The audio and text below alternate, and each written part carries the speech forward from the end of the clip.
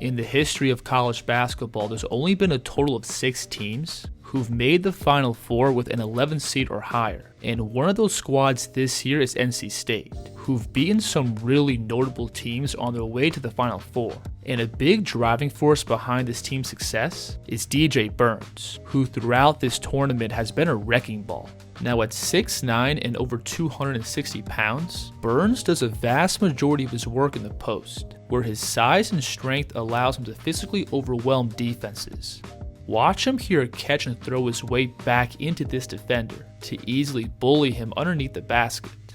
Now on this play, you'll see DJ catch with a clear mismatch, so in response the defense is going to try to throw a double team at him. But watch how DJ is going to simply turn towards the baseline and move this defender off his spot to carve out an easy layup at the rim.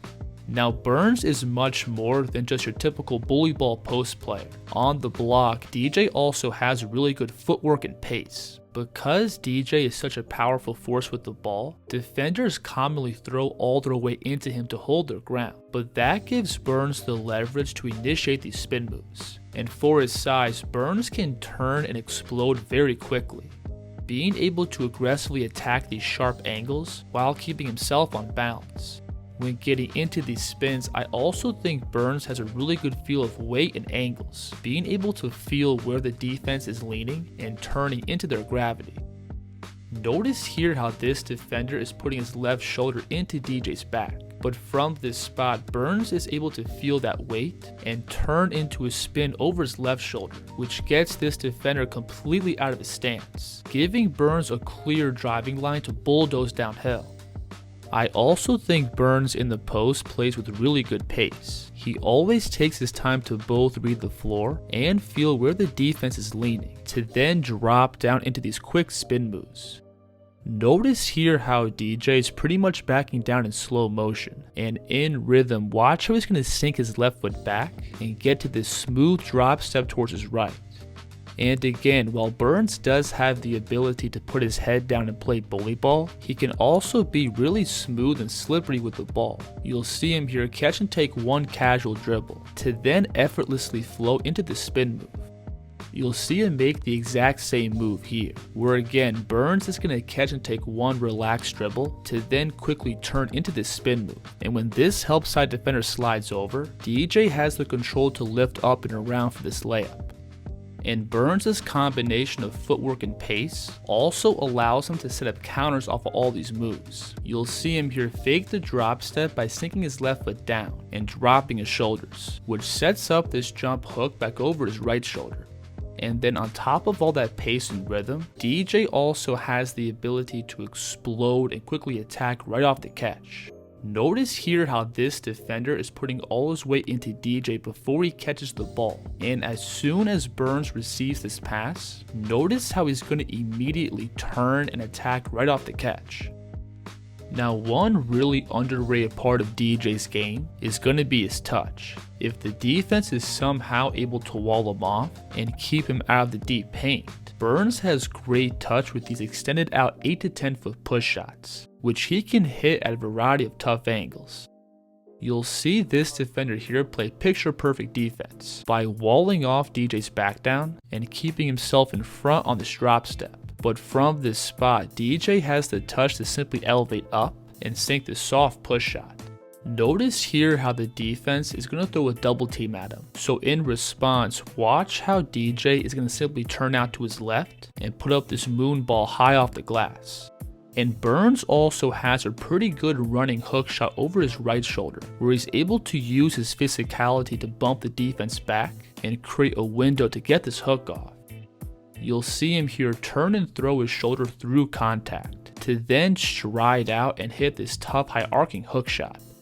And that touch also extends out into these short jumpers, where Burns is comfortable generating these shots both off the dribble and catch. You'll see him here drive towards the middle, and probably get away with an offensive foul by extending his forearm, but DJ is still able to step back and sink this jumper.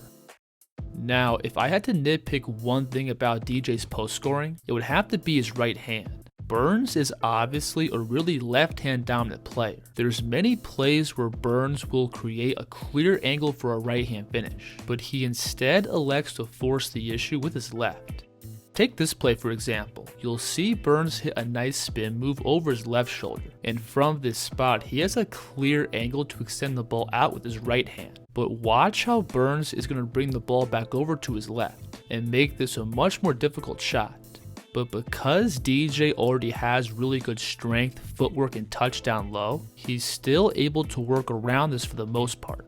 So because DJ is such a dominant one-on-one post scorer, defenses commonly throw multiple bodies at him, but that in return opens up DJ's passing. As a playmaker, Burns has a really good feel of the entire court, and he has no problem whipping these cross-court skip passes. You'll see him here pull 3 defenders down towards the ball, but DJ from here still has the patience to read this weak side defender sliding down in the paint, which opens up the skip pass to the opposite corner. This is also a nice dime here, where the defense is initially letting Burns play one-on-one, but DJ still reads these 3 defenders falling asleep, allowing him to laser this pass across for another 3. And Burns can also use his feel of weight and leverage to spin away from double teams and create passing angles. Watch him here spin towards the baseline, and this defender here is cooked because DJ has the ability to make both of these passes, but this time he elects to hit the cutter roaming across the paint. And like you just saw on that last clip, DJ's ability to make multiple passes puts the weak side defense in a real pickle.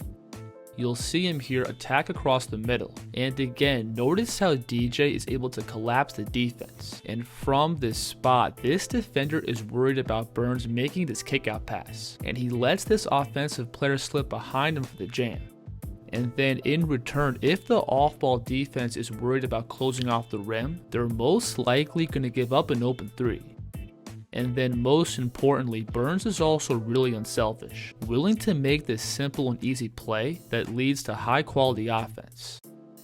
You'll see him here right off the catch pull 3 defenders down towards the ball, opening up this routine kickout pass back out to the corner. And even if the defense is able to perfectly time their double and get both hands on the ball, DJ still has the strength to fight through and make the next play. Now so far in the tournament, no team has had an answer for DJ Burns. He's got the physicality in the post to overwhelm a vast majority of matchups, plus the footwork and touch to create scoring angles if need be, and he also has the passing chops to consistently punish double teams. Going forward, it's going to be really interesting to see how Burns is going to match up against Purdue's Zach Edey. If you enjoyed this video, please like and subscribe, and let me know in the comments what you think of DJ Burns' game.